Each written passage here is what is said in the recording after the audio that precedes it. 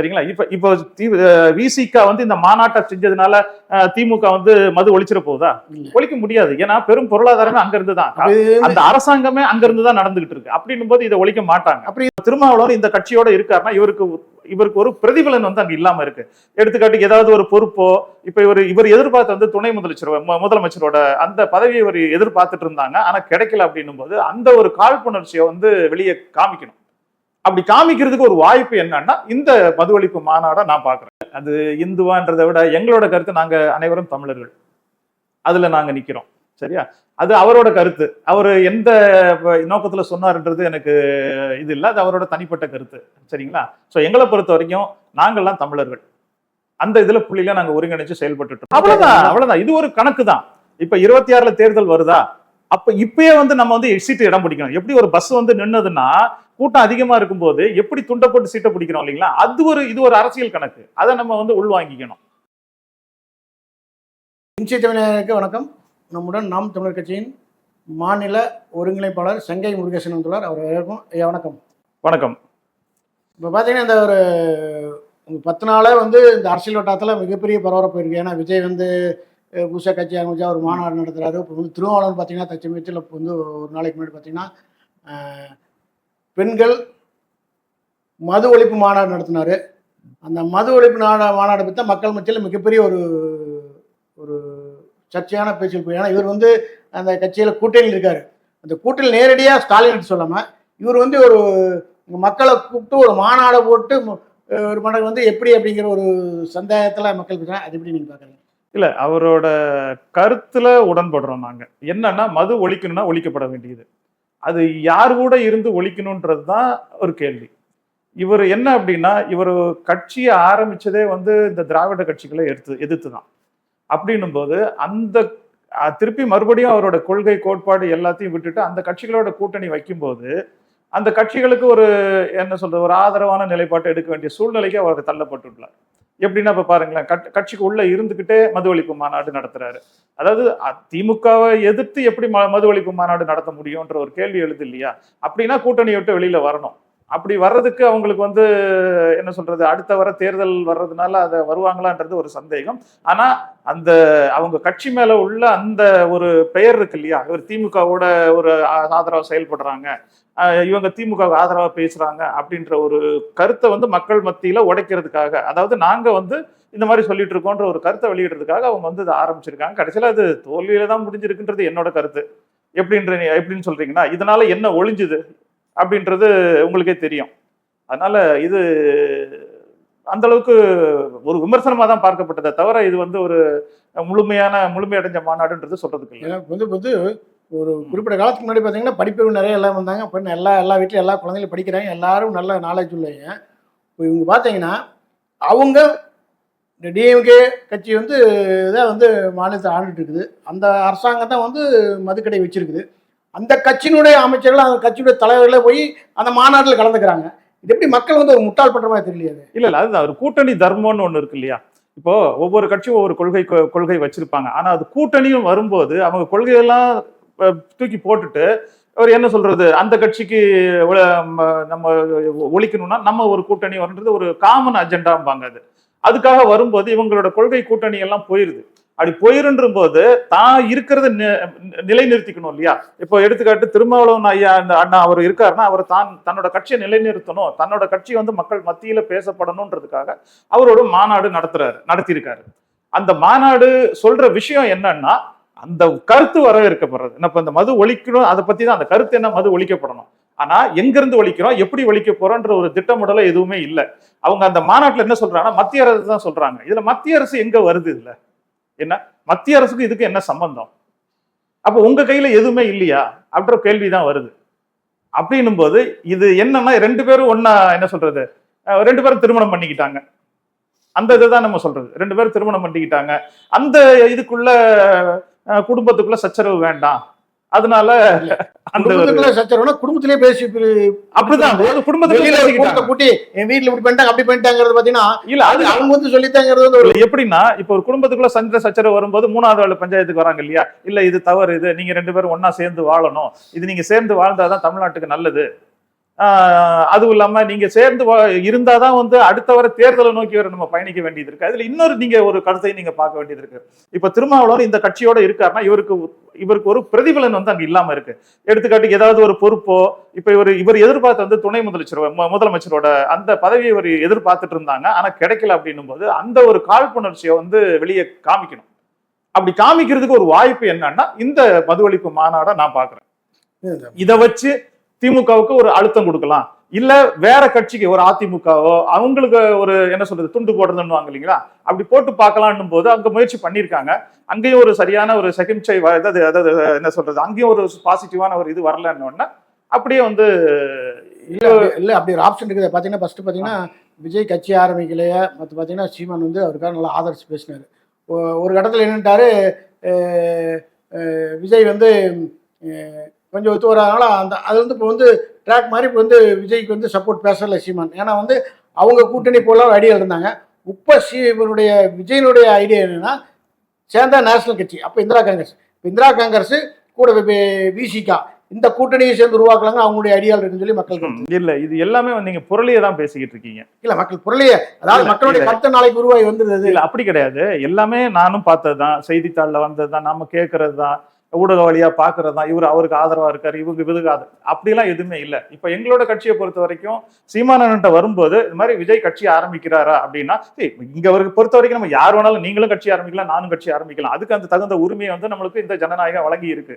ஆனா அது வந்து என்னன்னா சீமான் அண்ணங்கிட்ட ஒரு கேள்வியை கேட்கறாங்க. எப்படின்னா இருக்கிற கட்சியோட நீங்க கூட்டணி வைக்க மாட்டேன்றீங்க, ஏன்னா எல்லாமே வந்து லஞ்சம் ஊழல்ல ஊறி போன கட்சிகள். அதனால அண்ணன் நிறைய சொல்லியிருக்காரு, இந்த கட்சிகளோட நான் வைக்க முடியாது, புதுசா யாராவது வந்தா யோசிக்கலாம் பார்க்கலாம்னு தான் சொல்லியிருக்காரு. அப்போ புதுசா விஜய் வராரு இல்லையா, சோ அவரோட நீங்க கூட்டணி வைப்பீங்களா அப்படின்னு கேட்கும்போது ஏன் வைக்கலாம், இதுல என்ன இருக்கு, தவறு என்ன இருக்கு, இது நான் முடிவு பண்ண வேண்டியது இல்ல, அது அவர் தம்பி விஜய் தான் முடிவு பண்ண வேண்டியது இருக்கு அப்படின்ற கருத்தை தான் பதிவு பண்ணாரு. அவர் வந்து 400 கோடி ரூபாய் 200 கோடி ரூபாய் வாங்குற வருமானத்துக்கு ஒரு கட்சி ஆரம்பிக்கிறாரு. அவரு தான் முதலமைச்சர் கேண்டிடேட்டா நிற்பாரு. ஏன்னா இவர் வந்து நம்மளால இல்ல நீங்க சொல்றது இப்ப நீங்க அவரு பணம் சம்பாதிக்கிறாரு இதெல்லாம் வேற. ஆனா அவர் அதையும் மீறி மக்கள் பணியை நோக்கி வராரு அப்படின்னா அவரோட என்ன அஜெண்டா இருக்கு? இப்ப வந்த உடனே அவர் முதலமைச்சர் பிடிச்சிருவாரான்றது ஒரு கேள்வி இருக்கு. ஏன்னா இந்த இருவரும் திராவிட கட்சிகளை மீறி ஒருத்தர் வந்து சாட்சியை பிடிக்கிறாருன்னா அது சாமானியமானது இல்ல, சரிங்களா? அவர் என்ன பண்றாரு, என்ன கொள்கை எடுத்துட்டு வராரு, அது திராவிடத்தை நோக்கி நகர்த்துறாரா, இல்ல தமிழ் தேசியத்தை நோக்கி நகர்த்துறாரா, இல்ல எதை நோக்கி அவர் பயணிக்கிறாருன்ற ஒரு முழு வடிவமே நமக்கு தெரியல. தெரிஞ்சிருச்சு நடத்துறாருன்னு சொல்லி தெரிஞ்சிச்சு. போய் பெரியாருக்கு மாலை போட்டு இப்ப அப்போ அப்படின்னு பார்த்தா எச் ராஜா கூட தான் மாலை போட்டிருக்காரு. அவர் வந்து எல்லாரும் மாலை வர்றாரு. இவர் அப்படி கிடையாது. எப்படின்னா வரும்போது ஒரு பிறந்த நாள் வந்ததுன்னா எல்லாருக்கும் மாலை போடுறதுதான், அதனாலயே அவங்க அதுல பயணிக்கிறாங்கன்றது நம்ம சொல்ல முடியாது, இல்ல சொல்லக்கூடாது. இல்ல தொடர்ந்து அடுத்து அது நீங்க தவறா எடுத்துக்க கூடாது. அவர் வரட்டும், மாநாடு போட்டு அவரோட கொள்கையை வந்து நான் இப்படித்தான் பயணிக்க போறேன்னு சொல்லட்டும். இப்ப அண்ணன் சீமான் கூட தான் அந்த மாலை போட்டிருக்காரு பெரியாருக்கு. அதனால அது நீங்க அந்த கருத்துக்குள்ள வராதீங்க. அவரு ஒரு தலைவரை ஏதோ என்ன சொல்றது மாலை போட்டிருக்காரு, அது ஒரு சாதாரண ஒரு நிகழ்வு. அதுக்கும் அவரோட கட்சிக்கும் முடிச்சு போடாதீங்க. அது நீங்களே சொல்லுங்க, ஒருத்தர் கூட்டணி இல்லாம இப்ப ஆட்சி பிடிக்கிறது ரொம்ப சிரமம். இப்ப நம்ம சீமா உங்கள் நாம் தமிழர் கட்சி வந்து கூட்டணி உங்க நிலைமை எப்படி இருக்கு? இல்ல எப்படின்னா இப்ப கூட்டணிங்கிறது அப்படின்னா ஒத்துக்கிறேன், நீங்க சொல்ற எந்த இது புள்ளிக்கு வரீங்கன்றது எனக்கு புரியுது. கூட்டணி இல்லாம எப்படி இந்த காலத்துல நீங்க வந்து ஆட்சியை பிடிக்க முடியும்னு ஒரு கேள்வி கேட்கறீங்க. இப்ப நாங்க எதுக்கு ஆரம்பிச்சிருக்கோம் இந்த கட்சின்னா, இந்த இருக்கிற கட்சிகளை விட்டு மாறுபட்டு தான் நாங்க இருக்கணும்ன்றதுதான் எங்களோட கொள்கை. எப்படின்னா இந்த கட்சிகளோட சேர்ந்து திருப்பியும் ஆட்சி அமைச்சோம் அப்படின்னா அந்த கட்சியோட நீட்சி தான் நாங்க அமைக்கிறதா இருக்கும். அப்படின்னும் போது இவங்க கிட்ட போய் நாங்க போய் ஏன் சேர்க்கிறோம்? எப்படின்னா எங்களுக்குன்னு தனி கொள்கை இருக்கு, தனி பாதை இருக்கு, நாங்க வேற ஒரு திசையை நோக்கி நாங்க போறோம். என்ன நாங்க மண் வளம் மலை வளம் இதை பத்தி நாங்க பேசுறோம். அதை பத்தி இந்த இருக்கிற இருவரும் திராவிட கட்சிகள் பேசுதா? இல்ல. அப்படின்னும் போது எங்க பாதையும் அவங்க பாதையும் எப்படி இணைக்க முடியும்? எங்களுக்குன்னு ஒரு காமன் அஜெண்டான்றதை எப்படி உருவாக்க முடியும்? அப்படி உருவாக்கணும் அது சந்தர்ப்பவாத கட்சியா மாறிடும். அதுக்காக நாங்க வந்து தனி பாதையில போய்கிட்டு இருக்கோம். எங்களை நோக்கி, அதாவது நாங்க போற பாதையை நோக்கி யாராவது வந்தாங்கன்னா அவங்கள வந்து கூட்டணியில சேர்த்துக்கலாம். அப்படி வர்றதுக்கு யாரு இருக்காங்களா? இந்த நேரத்துல இல்ல. விஜய் அவர் மட்டும்தான் வராரு. ஆனா அவரு வந்து எங்க கூட கூட்டணிக்கு வருவாரா வரலையான்றத நாங்க முடிவு பண்ண முடியாது, அது அவர் தான் முடிவு பண்ணணும். இப்போ ஒண்ணு இல்ல, இப்போ பாத்தீங்கன்னா இப்ப இந்த உங்க கட்சியில நாம் தமிழர் கட்சியில நிறைய இப்போ கூட காளியம்மா பிரச்சனை, ஒவ்வொரு டைம் பாத்தீங்கன்னா ஒருத்தர் ஒரு குறிப்பிட்ட நல்ல வரையில வந்து வெளியே வராங்க. ஏன்னா சீமானுக்கு அப்புறம் அடுத்து யாரும் சொல்லி விட மாட்டேறாரு, அவர் வந்து அவருக்குள்ளேயே கட்சி வச்சுக்கணும் அப்படிங்கிற ஒரு பிரச்சனை வெளியில மக்கள் பேசிக்கிறாங்க. ஏன்னா குறிப்பிட்ட காலத்தில் நல்லா வந்து இப்போ காளியம்மா பிரச்சனை பார்த்தீங்கன்னா அவங்க பெரிய பிரச்சனை போயிருக்கு. இதுக்கு முன்னாடி ஆட்சிக்கு நிறைய பேர் இப்படி ஒரு பிரச்சனை போயிட்டு இருக்கல. எப்படி நாம் ஏன்னா அவர் வந்து இவருக்கு அடுத்து ஒருத்தர் வந்து வளரக்கூடாது அப்படின்னு நினைக்கிறாரோ அப்படிங்கிற ஒரு அப்படி இல்ல. இது எப்படின்னா ஒவ்வொரு கட்சியிலும் நடக்கிற இது உள்கட்சி பிரச்சனை தான். இதை வந்து நாம் தமிழர் கட்சின்றத உடனே ஒரு இது கொஞ்சம் பெருசா பார்க்கப்படுது. இது எப்படின்னா கட்சியில வந்து சில பேருக்கு சில ஆதாயங்கள் எதிர்பார்த்து இருந்திருப்பாங்க, அது கிடைக்காம போயிருக்கலாம், அதனால சில சிக்கல்கள் வந்திருக்கலாம், அதனால அண்ணன் அவங்க கூட வந்து தொடர்புல இல்லாம இருந்திருக்கலாம். இது வந்து சாதாரண விஷயம். இது இது எங்க கட்சிக்குள்ள நடக்கிற விஷயம். இது வந்து பொது வழிக்கு வருதுன்னா அதனால கட்சி போயிருச்சு அதுல அப்படியெல்லாம் கிடையாது. இப்ப நாங்க 8.4% வாக்கு சதவீதம் வச்சிருக்கோம். அதனால இது அவங்க போறாங்கன்னா அது யாரையும் நாங்க வந்து நீ வெளியில போன்னு நாங்க யாரையும் சொல்லல. அவங்களா வெளியில போயிட்டு அவங்களா ஒரு கருத்தை சொல்லும் போது அது வந்து என்னன்னா ஒவ்வொருத்துக்கும் நாங்க கருத்து சொல்லிட்டு இருக்க முடியாது. ஒரு 1000 பேர் வந்தாங்கன்னா ஒரு 100 பேர் வெளில போகத்தான் செய்வாங்க. அந்த 100 பேருக்கு நாங்க ஒவ்வொருத்தருக்கும் ஒரு கருத்தை நாங்க வந்து சொல்லிட்டு இருக்க முடியாது. போறதும் போகாததும் உங்களோட விருப்பம். சரியா? யாரையுமே கட்சி வந்து நீங்க வந்து இப்படி கஷ்டப்படுங்க, இப்படி பண்ணுங்க, இப்படி ஒரு திட்டமிடல் கொடுக்குறோம். அந்த இதுல உங்க கட்டமைப்பை வலுப்படுத்தி கொண்டு வாங்க. நம்ம எதுக்காக ஆரம்பிச்சிருக்கோம்? இந்த இருவரும் திராவிட கட்சிகள்கிட்ட இருந்து இப்படி ஒரு மாற்றத்தையும் ஒரு முன்னேற்றத்தையும் ஒரு விவசாயத்தையும் நாங்க எடுத்துட்டு போறோம்னு சொல்லிட்டு தான் நாங்க எங்களோட கொள்கையை வச்சு வரோம். அதை பிடிச்சி நீங்க வரீங்க. அப்படி வந்து கொஞ்ச காலம் பயணிச்சு எனக்கு இந்த முன்னுரிமை இல்ல, அது இல்ல, இது இல்லைன்றது எல்லா கட்சியிலையும் நடக்கிறது தான். நீங்க திமுக நடக்காததா சொல்லுங்க. ஒவ்வொருத்தனும் கோடிக்கணக்கில் பணத்தை வச்சுக்கிட்டு சீட்டு கலைஞ்சிக்கிட்டு இருப்பாங்க. திமுக அதுதான் சொல்றேன். அவருக்கு அப்புறம் இவங்க அப்படின்னு சொல்லி குறிப்பிட்ட வந்து முன்னிறுத்துறாங்க. விஜய் எடுத்தீங்கன்னா குஷி ஆனந்த் வந்து முன்னிறுத்துறாரு. இவருக்கு அப்புறம் அவரு. ஆனா சீமானுக்கு அப்புறம் இவங்க அப்படிங்கிற ஒரு விஷயம் இல்லையே. ஏன்னா இவர் வந்து கட்சி இல்லாம வந்து இவருடைய எந்த கட்சி சொல்ல வரீங்க? வெற்றி கழகம் விஜய் கட்சி பாத்தீங்கன்னா அவர் விஜய்க்கு அடுத்தது குஷி ஆனந்த். அவரை பார்த்தா இல்லையே. அப்படி யார் சொன்னது? விஜய்க்கு அடுத்து விஜய் அவர் தான் எல்லாம் இல்ல. அப்படி இல்ல. அவருக்கு வந்து ஒரு தளபதியா அவர் இருக்காரு.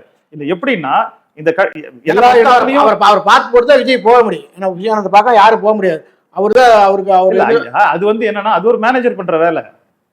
இப்போ ஒருத்தரை வந்து நேரடியா சந்திக்க முடியாது. ஏன் அப்படின்னா அவர் பல விஷயங்கள்ல பல இதுல வந்து அவரு ரொம்ப இதுவா இருப்பாரு. அப்ப அவரை சும்மா போய் தொந்தரவு பண்ணாம இது ஒவ்வொரு மேனேஜர் வச்சிருப்பாங்க. ஒவ்வொரு இதுக்கும் சினிமா துறையை பொறுத்த வரைக்கும் எப்படியும் ஒரு மேனேஜர் இருப்பாங்க. ஒவ்வொரு பெரிய நடிகருக்கும் ஒரு மேனேஜர் இருப்பாங்க. நீங்க நேரடியா அவங்க கிட்ட பேச முடியாது.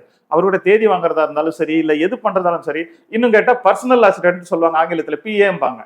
என்ன இவர்கிட்ட தான் சொல்ல முடியும். இப்போ முதல்வரே எடுத்துக்கங்களேன். முதல்வர்கிட்ட நம்ம நேரடியா பேச முடியுமா? முடியாது. அது துறை சார்ந்த ரீதியா தான் நம்ம போய் பேச முடியுமே தவிர நேரடியா போய் பேச முடியாது. அதனால அது சரியாவும் இருக்காதுன்றது என்னோட இது. அதனால விஜய்க்கு அடுத்து அவர் ஆனந்த் வராரானா இல்ல, அப்படி கிடையாது. அது இனிமே தான் பார்க்கணும். முதல்ல அவர் வந்து மாநாடு நடத்தட்டும். மாநாட்டுல என்னென்ன கொள்கை கருத்துக்களை சொல்றாரு, எதை நோக்கி பயணிக்கிறாரு. நீங்க சொன்ன மாதிரி மத்திய அரசாங்கத்தோட அதாவது மத்திய கட்சிகளோடு ஏதாவது கூட்டணி வைக்கிறாரா, இல்ல இங்க உள்ள கட்சிகளோட கூட்டணி வைக்கிறாரா, இல்ல அவர் எந்த இதை நோக்கி நகர்றாரு, தமிழ் தேசியத்தை நோக்கி நகர்றாரா, இல்ல திராவிடத்தை நோக்கி நகர்றாரா, இல்ல ரெண்டும் இல்லாம வேற ஏதாவது புதிய பாதையை தேர்ந்தெடுக்கிறாரான்றதை பொறுத்து தான் வந்து அவரோட அவருக்கு அடுத்து யாருன்றதை நம்ம முடிவு செய்வோம். வந்து தமிழகத்துல தனித்து நின்று இத்தனை பெர்சன்டேஜ் இருக்குன்னு சொல்லி மக்கள் நிரூபிச்ச கட்சி நாம் தமிழர் கட்சி. இதே மாதிரி வேற எந்த கட்சியை பற்றி சொல்ல பார்த்தீங்கன்னா சொல்லப்போனா தப்பா போயிருக்கு. இது விசிகா கூட தனியாக நின்று இந்த அளவுக்கு பெர்சன்டேஜ் வாங்க முடியாது. ஆனால் அவங்க கூட்டணி சேர்ந்து இன்னும் துணை முதல்வர் பதவி ஏற்கிற அளவுக்கு வளர்ந்துட்டாங்க. பார்த்தீங்கன்னா ஆட்சியிலேயே கூட்டணி வேணும் அப்படிங்கிறாங்க. அந்த அளவுக்கு அவங்க வளர்ந்தாங்க. ஆனால் அந்த கூட்டணி வச்சனால தான் அவங்க வந்து அவர் சொல்றது பார்த்தீங்கன்னா சில டைம் வந்து இவர் வந்து சீமான் கூட்டணி வைக்காத அவரே பேசியிருக்காரு. இதே தொடர்ந்து போயிட்டு இருந்தால் நாம் தமிழர் கட்சி எப்பதான் ஆட்சி பிடிக்கும் இல்லையா? இப்ப எப்படின்னா திருமாவளவன் இல்லாம நடக்கிறதுங்கிறது நம்ம இல்ல திருமாவளவன் அண்ணனை பொறுத்த வரைக்கும் என்னன்னா அவர் வந்து கட்சியை காப்பாற்றணும், கட்சியை காப்பாற்றணும், இருக்க தொண்டர்களை காப்பாற்றணும், ஏன்னா அவங்களுக்குன்னு ஒரு செயல் திட்டம் இருக்கு, அதை காப்பாத்தி ஆகணும். அதுக்கு என்னன்னா அவர் தனியா நின்று அவரால் போராட முடியாது. அப்போ அவருக்கு ஒரு என்ன சொல்றது, ஒரு கொடி படரணும்னா ஒரு வலிமையான சொல்லோட ஒரு உறுதியான ஒரு கட்டையோ கிளையோ எதையோ நோக்கி பயணிக்கிறது இல்லையா? அந்த மாதிரி இவர் வந்து இந்த திராவிட கட்சிகள் திமுகவும் அதிமுகவும் சரி அதுல இல்ல இவருக்கு துணையாவோ இல்ல அந்த வண்டியில ஏறி நம்ம பயணிக்கலாமான்றதுதான் இப்போதைக்கு அவர் இருக்காரு. அப்படி இருக்கணும்னா இப்ப நம்ம தனித்துவமா இறங்கி போராடணும். ஐயா நம்ம மருத்துவர் ஐயா இருக்காரு இல்லையா, அவரும் பாத்தீங்கன்னா தனியா தான் நின்று பார்த்தாரு. அவரால் என்ன சொல்றது தனியா எடுத்து நடத்த முடியல. ஏன் நடத்த முடியலன்னா சிக்கல்கள் நிறைய இருக்கு. ஏன்னா இந்த தமிழ்நாட்டுல வந்து இந்த திராவிட கட்சிகளை மீறி நம்மளால அரசியல் செய்ய முடியாது. ஏன்னா அவங்க கிட்ட பொருளாதாரம் இருக்கு. என்ன அரசியல் பலம் இருக்கு, அதிகார பலம் இருக்கு. இதை மீறி இவங்களால எடுத்து வர முடியல. அதனால ஒரு 2 தேர்தல் பண்ணவொடனே அவங்களுக்கே ஒரு ஒரு என்னடா இது இவ்வளவு போராடி நம்மளுக்கு பண்ண முடியலையே, நம்ம எதுக்காக வந்து நிக்கிறோம், மக்களுக்காக வந்து நிக்கிறோமே, நம்ம மக்கள் கவனிக்க கூட மாட்டேன்றாங்களேன்னு ஒரு ஒரு ஒரு மனக்குழப்பம், மன வெறுப்பு இது வந்துட்டு திருப்பி அவங்க கிட்டே போய் கூட்டணி வைக்கிறாங்க. அப்படி வந்து இவங்க கூட்டணி வச்சு என்னன்னா தனக்கு தகுந்த இப்போ இப்போ விசிகாவனால திமுக ஜெயிச்சதா இல்ல திமுகனால விசிகா ஜெயிச்சதா, இவங்களை கேட்டா அவங்கள சொல்லுவாங்க, அவங்கள கேட்டா இவங்கள சொல்லுவாங்க. ஆனா 2 பேரும் சேர்ந்து கூட்டணி எல்லாம் ஜெயிச்சிருக்காங்க. ஆனா கூட்டணி கட்சிகளுக்கு ஒரு குறைந்தபட்சம் ஒரு ஜனநாயக படி ஏதாவது ஒண்ணு கொடுக்கணுமன்றதுதான் எங்களோட கருத்து. அதுல அவர் அண்ணன் கேட்கறது வந்து அவரோட உரிமை. ஆனா இவங்க கொடுக்க மாட்டேன்றாங்க. அப்ப அங்கதான் நாங்க சொல்றோம், அதாவது உங்களுக்கு உரிமை இல்லாத இடத்துல நீங்க எதுக்கு இருந்துகிட்டு அப்படின்றத எங்களோட இது. அது வரதும் வராதுதான் அவரோட விருப்பம். ஒரு அரசியல் கட்சி அப்படின்னா வந்து ஒரு நாட்டில் இருக்க மக்களுக்கு எல்லாத்துக்கும் சமமா பேசி சமமா போகணும். அதான் ஆனா ஜனநாயகம். இவர் வந்து பாத்தீங்கன்னா இப்ப நாம் தமிழர் இது ஒரு விசிகானுடைய திருநாவளவன் பார்த்தீங்கன்னா மாநாட்டில் எனக்கு மகாத்மா காந்தி பிடிக்காது. ஏன் பிடிக்காதுன்னா அவர் வந்து இந்து மதத்தை சேர்ந்தவர். சாயனூர் பார்த்தீங்கன்னா ஜெயராமன் என்ன சொல்லிட்டு இருந்தாரு, அதனால வந்து அவர் பிடிக்காது. அவர் இந்து மதம் அப்படிங்கன்னா அவர் பிடிக்காது அப்படிங்கிறார். அப்போ வந்து இது வந்து மக்கள் மத்தியில் இது என்ன அப்படின்னு ஒன்று புரியாது. அதுக்கு உங்களுக்கு கருத்து? இல்ல இது காந்தி இந்துவா இல்லையான்றது அந்த கருத்துக்குள்ளேயே போக வேண்டாம். அவர் சொல்றது அவரோட தனி அவர் அத்தனை சொல்லியிருக்காரு. அவர் ஏன் பிடிக்காது அப்படின்னா அவர் வந்து இந்து சாயில கூட பார்த்தீங்கன்னா சாமி சொல்லி இருந்தாரு, அதனால அவர் பிடிக்காதுன்னு தான் சொல்றாரு. தைரியமா சொல்றாரு. அப்ப நீங்க கருத்து சொல்றதுக்கு என்ன? இல்ல அது இந்துவான்றதை விட எங்களோட கருத்து, நாங்க அனைவரும் தமிழர்கள், அதுல நாங்க நிக்கிறோம். சரியா? அது அவரோட கருத்து. அவர் எந்த நோக்கத்துல சொன்னார்ன்றது எனக்கு இது இல்லை. அது அவரோட தனிப்பட்ட கருத்து. சரிங்களா? ஸோ எங்களை பொறுத்த வரைக்கும் நாங்கள்லாம் தமிழர்கள். அந்த இதுல புள்ளில நாங்க ஒருங்கிணைச்சு செயல்பட்டு இருக்கோம்.